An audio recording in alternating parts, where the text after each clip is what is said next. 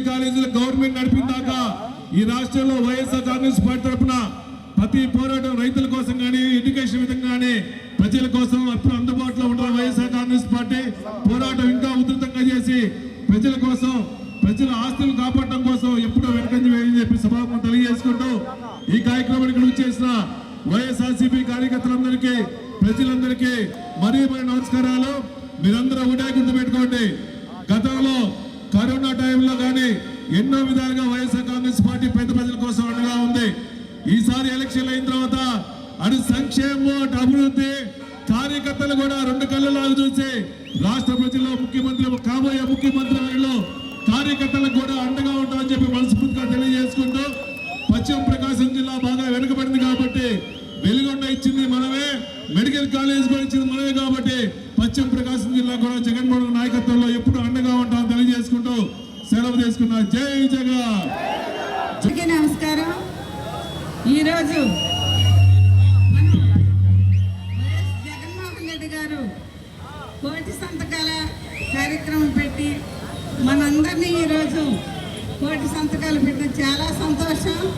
అదేవిధంగా జగన్మోహన్ రెడ్డి గారు ముఖ్యమంత్రిగా ఉన్నప్పుడు ఆరోగ్యశ్రీ పథకం కానివ్వండి, అమ్మఒడి కానివ్వండి, విద్యా దీవెన కానివ్వండి, విద్యా వసతి కానివ్వండి, ఫీజు రియంబర్స్మెంట్ కానివ్వండి, రైతు భరోసా కానివ్వండి, ఏదైనా కూడా 100కి 100% నెరవేర్చిన జగన్ ముఖ్యమంత్రి, దమ్ము ధైర్యం ఉన్న ముఖ్యమంత్రి జగన్మోహన్ రెడ్డి గారని మీ అందరికీ సభాముఖంగా తెలియజేసుకుంటున్నాను.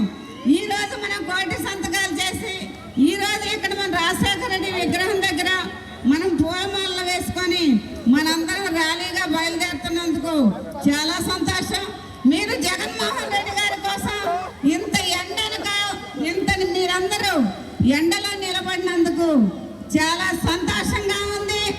మన నియోజకవర్గం కానివ్వండి, మన ప్రకాశం జిల్లాలో మన 8 మంది ఎమ్మెల్యేలని మనం జగన్మోహన్ రెడ్డికి ముఖ్యమంత్రిగా చేసుకోవడానికి మనందరము కలిసి వెలిసి జగన్మోహన్ రెడ్డి గారిని ముఖ్యమంత్రిగా చేసుకున్నాము. అదేవిధంగా మళ్ళీ మన ప్రకాశం జిల్లాలో 8 మంది ఎమ్మెల్యేలు కూడా గెలిపించుకున్నామని సభాముఖంగా తెలియజేసుకుంటూ నాకు అవకాశం ఇచ్చిన పెద్దలకు మరొకసారి ధన్యవాదాలు తెలియజేసుకుంటూ సెలవు తీసుకుంటున్నాను. ఎర్రగొండపాలెం ఎమ్మెల్యే గారిని మాట్లాడుతూ కూర్చున్నాం.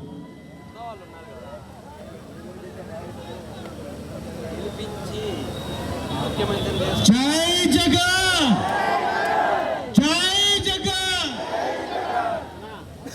చాలా సంతోషం. ప్రకాశం జిల్లా నుంచి అన్ని ప్రాంతాల నుంచి వచ్చినటువంటి వైఎస్ఆర్ కాంగ్రెస్ పార్టీ నాయకులందరికీ నా హృదయపూర్వక ధన్యవాదాలు, నమస్సుమాంజలి. కోటి సంతకాల సేకరణ దాదాపు ప్రపంచంలో ఎప్పుడు కూడా జరిగుండదేమో బహుశా. భారతదేశంలో మాత్రం ఇప్పటికీ ఎప్పుడూ కూడా కోటి సంతకాలు సేకరించి ఒక ప్రభుత్వం గవర్నర్ గారికి ఇచ్చినటువంటి సందర్భం లేనే లేదు. ఇంతటి మహా ఉద్యమానికి పాల్గొన్నటువంటి ప్రతి ఒక్కరికి హృదయపూర్వక ధన్యవాదాలు తెలియజేసుకుంటూ జగనన్నకి అండగా 2029లో వైఎస్ఆర్సీపీ జెండా ఎగరవేసి ప్రకాశం జిల్లా జగనన్న అడ్డాన్ని నిరూపిద్దాం. పోచాపల్లి శివన్న ఆధ్వర్యంలో ప్రకాశం జిల్లాలో ఉన్నటువంటి ప్రతి ఒక్క నియోజకవర్గం వైఎస్ఆర్సీపీ జెండాని ఎగరవేసి విజయ దందుబి మోగించాలని మరొకసారి తెలియజేసుకుంటూ, గవర్నర్ గారు ముఖ్యంగా ఈరోజు ఇంతమంది ప్రజలు బయటకు వచ్చి ఈ కూటమి చేసేటటువంటి కుట్రల్ని మాకు వద్దు, ప్రైవేటు వారికి వైద్య కళాశాలలు ఇవ్వవద్దు, ఖచ్చితంగా వైద్యం మా హక్కు అని ఇంతమంది గళమెత్తి బయటకు వచ్చారు. ఇది గమనించాలి గవర్నర్ గారు.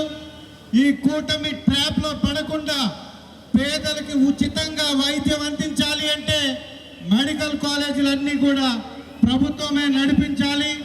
ఈ ఉద్యమాన్ని ఇంత గొప్ప విజయవంతంగా నడిపించినటువంటి ప్రతి ఒక్క వైఎస్ఆర్సీపీ నాయకుడికి మనసారా ధన్యవాదాలు తెలియజేసుకుంటూ జై జగన్, జై జగన్, జోహార్ వైఎస్ఆర్. కూచేపల్లి శివప్రసాద్ రెడ్డి గారు ఇప్పుడు పేద ప్రజలందరి కోసం, బడుగు బలహీన వర్గాలందరి కోసం 2019-2024లో జగన్మోహన్ గారు ముఖ్యమంత్రిగా ఉన్నప్పుడు ఒక్కసారి 17 మెడికల్ కాలేజీలు ఒకేసారి శాంక్షన్ చేసిన, శంకుస్థాపన చేసి ఓపెన్ చేసిన ఏకైక దమ్ము ముఖ్యమంత్రి ఉన్న నాయకుడి రాష్ట్రంలో వైఎస్ జగన్మోహన్ గారు తప్ప ఇంకెవరు అని చెప్పి సభాముఖులు చేస్తున్నా. ఎంతమంది ముఖ్యమంత్రులు వచ్చారో పోయారు.